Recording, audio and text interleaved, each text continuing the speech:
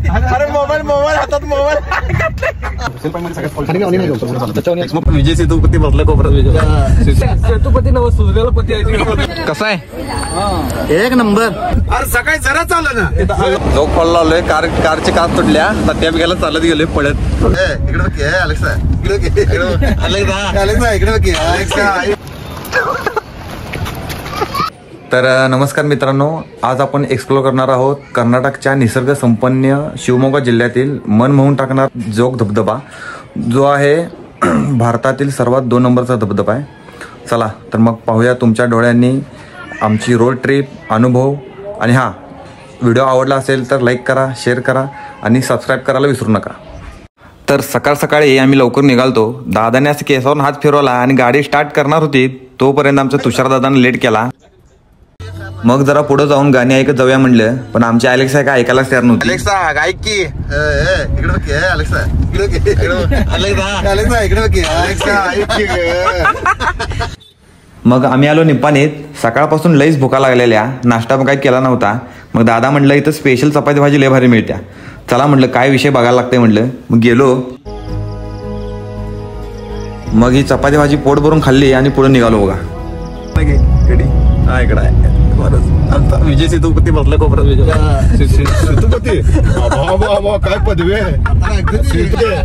सेतुपती नव सुजलेला पती आहे. सुजलेला पती आहे. अरे सकाळी जरा चाललं ना अल्लावर रस्त्याने चालते नाही मग ते हात आणायला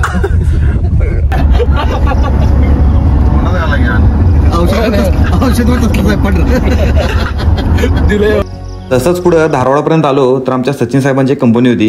चला म्हटलं बघूया, व्हिजिट करूया काय विषय आहे. तोपर्यंत आमचं एकदम लक्ष गोड फळांवर गेलं. आता फळं खायला लागतात म्हटलं, फळं घेतली.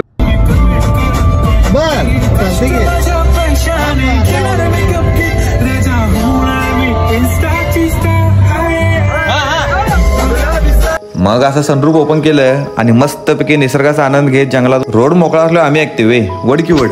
मग असं सुपारीची झाडं बघत आम्हाला परत भुका लागल्या. मग पुढे जाऊन जरा काय तर खाऊया म्हणलं.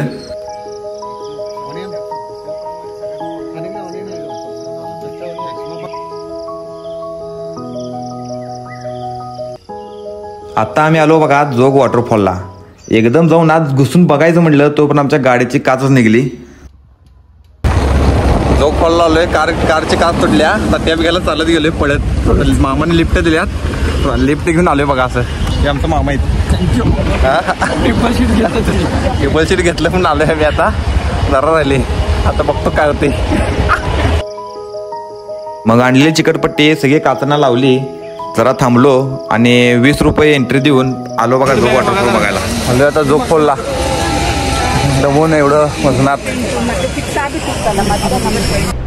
हा आहे बघा जोग धबधबा, जो भारतातील सर्वात उंच 2 नंबरचा धबधबा आहे. हा धबधबा म्हणजे डायरेक्ट नदीच वरनं कोसळते बघा. एवढं भारी वाटते सांगतो तुम्हाला. यायचं असेल तर पावसाळ्यानंतर किंवा पावसात प्रत्येकाने ते यायला पाहिजे. डोळ्याचं पारणं पिटल, एवढं भारी निसर्ग आहे. तिथं थांबून फोटो व्हिडिओ रील काढली आणि दादाला म्हटलं दादा आवडलं ना. मग आमच्या विजू साहेबांना पायनॅपल पाहिजे होतं. एक नंबर.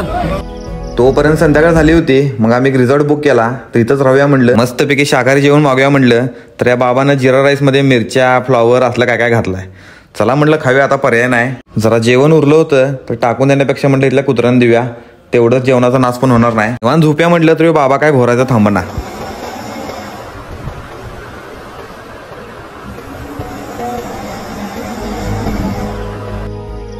मोबाईलला काय रेंज नव्हती, तोपर्यंत जाऊन झोप्यावर बसूया म्हटलं निवांत शांतपैकी. जरा सकाळी उठून बाहेर बघितलं तर मस्तपैकी असं निसर्गमय वातावरणात सगळीकडे धुकं पडलं होतं, मोरांचा आवाज येत होता, एकदम मस्त वाटत होतं बघा. मग पुढच्या ट्रिपला जायचं होतं, रस्ता काय सापडत नव्हता.